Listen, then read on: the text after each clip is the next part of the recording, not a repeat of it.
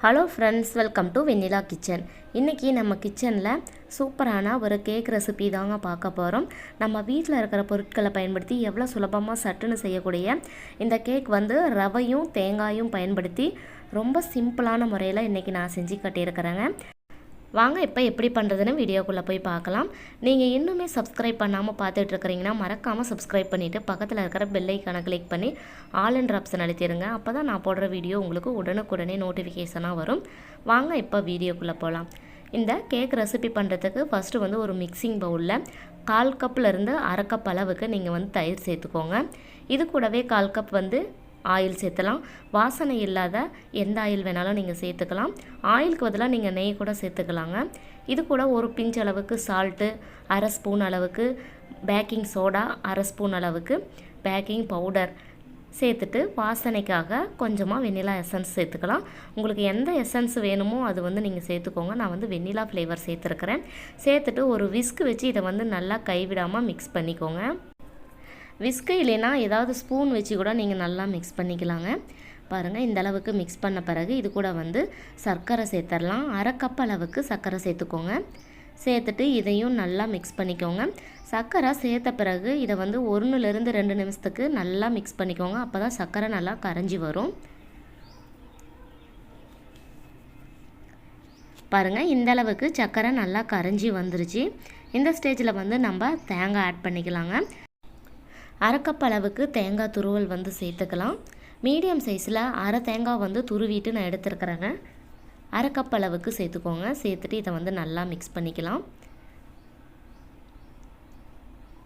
இது போல் நல்லா கலந்து விட்ட பிறகு இது கூடவே 1 கப் அளவுக்கு ரவை சேர்த்துடலாம். நான் வறுத்த ரவை தான் சேர்த்துருக்கிறேன். நீங்கள் வறுக்காத ரவை சேர்க்குறீங்கன்னா ஒரு டைம் கடாயில் போட்டு நல்லா ஃப்ரை பண்ணிவிட்டு அதுக்கப்புறம் சேர்த்துக்கோங்க. சேர்த்துட்டு இதை நல்லா கலந்து விட்டுறலாங்க. ரவை சேர்த்த பிறகு நம்மளுக்கு நல்லா டைட்டாகி வரும். பாருங்கள், இந்த அளவுக்கு வந்த பிறகு கொஞ்சமாக தண்ணி சேர்த்து நம்ம நல்லா கலந்து எடுத்துக்கலாம். 1/2 கப் அளவுக்கு நான் தண்ணி சேர்த்துக்க போகிறேங்க.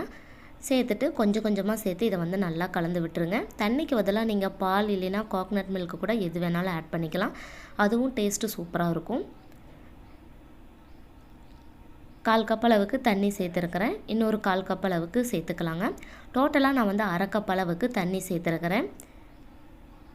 சேர்த்துட்டு இதை நல்லா கலந்து விட்டுறலாங்க. ஸ்வீட் பார்த்திங்கன்னா மைல்டான ஸ்வீட்டு தாங்க இருக்கும். நான் அளவு கம்மியாக தான் சேர்த்துருக்கிறேன். உங்களுக்கு இன்னும் தித்திப்பாக வேணும்னா இன்னொரு 1/4 கப் அளவு கூட நீங்கள் சுகர் ஆட் பண்ணிக்கோங்க. சேர்த்துட்டு இது போல் நல்லா மிக்ஸ் பண்ணிடலாம். பாருங்கள், நம்மளுக்கு கேக் பேட்டர்ன் ரெடி ஆயிடுச்சு. இது 20 நிமிஷத்துக்கு நல்லா ஊறி வரணும். வந்த பிறகு தான் நம்ம கேக் செய்ய ஆரம்பிக்கணும். ஒரு மூடி போட்டு மூடி வச்சுருங்க. 20 நிமிஷம் கழித்து நம்ம பார்க்கலாம்.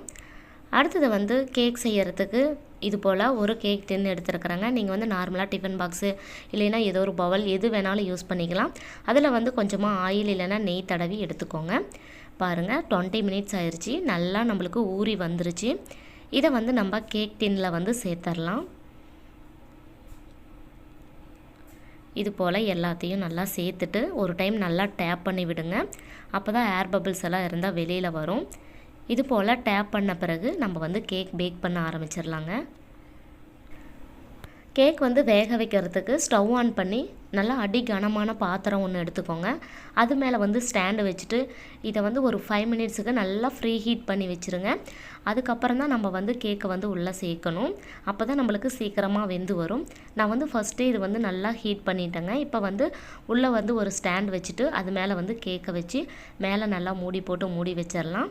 மீடியம் ஃப்ளேமில் 30லேருந்து 40 நிமிஷம் வரைக்கும் இதை நல்லா வேக வச்சு எடுத்துக்கலாம். இப்போ பார்த்தீங்கன்னா 40 மினிட்ஸ் ஆயிடுச்சுங்க. ஓப்பன் பண்ணி பாருங்கள், நல்லாவே இது ஓரளவுக்கு வெந்து வந்திருக்கு. இப்போ ஒரு கத்தி இல்லைன்னா ஏதாவது டூத் பிக் விட்டு பார்த்தீங்கன்னா அதில் ஒட்டாமல் வரணும். நம்மளுக்கு கேக் ரெடி ஆயிடுச்சு. இதை ஆறின பிறகு ஒரு பிளேட்டுக்கு நம்ம மாற்றிடலாங்க. தேங்காய் ரவையும் பயன்படுத்தி எவ்வளோ சிம்பிளான முறையில் இன்றைக்கி நம்ம ஒரு கேக் ரெசிபி பார்த்தோம். குழந்தைங்களாம் ஸ்கூல் விட்டு வரத்துக்குள்ளே இது போல் செஞ்சு கொடுத்தீங்கன்னா நல்லா விரும்பி சாப்பிடுவாங்க. ஸ்நாக்ஸ் இல்லாத டைமில் ஹெல்த்தியாகவும் இருக்கும். பாருங்கள், நான் ஒரு பிளேட்டுக்கு மாற்றிட்டேன். நல்லா சாஃப்டாக வெந்து வந்திருக்கு. இதை பீஸ் பண்ணிக்கலாம். நம்ம ஒரு கத்தி எடுத்து உங்களுக்கு எந்த ஷேஃப்க்கு வேணுமோ அந்த ஷேஃப்க்கு நீங்கள் கட் பண்ணி எடுத்துக்கோங்க. டேஸ்ட்டும் ரொம்பவே சூப்பராக இருந்துச்சுங்க. ஏன்னா நம்ம வந்து தேங்காய் சேர்த்துருக்கிறதுனால அவ்வளோ ஒரு ஹெல்தி சூப்பராக டேஸ்டியாக இருந்தது. கண்டிப்பாக நீங்கள் வந்து ட்ரை பண்ணி பார்த்துட்டு எப்படி இருந்துச்சுன்னு எனக்கு ஃபீட்பேக் கமெண்ட் செக்ஷனில் கமெண்ட் பண்ணுங்கள். எப்பயும் போல் ஒரே மாதிரி கேக் செய்யாமல் இது போல் தேங்காய்லாம் வச்சு செஞ்சு பாருங்கள். கண்டிப்பாக டிஃப்ரெண்ட்டான ஒரு டேஸ்ட்டில் இருக்கும். நான் செஞ்ச இந்த ரெசிபி உங்களுக்கு பிடிச்சிருந்தா லைக் பண்ணி ஷேர் பண்ணுங்கள். மறக்காமல் வெண்ணிலா கிச்சனுக்கு சப்ஸ்கிரைப் பண்ணுங்கள்.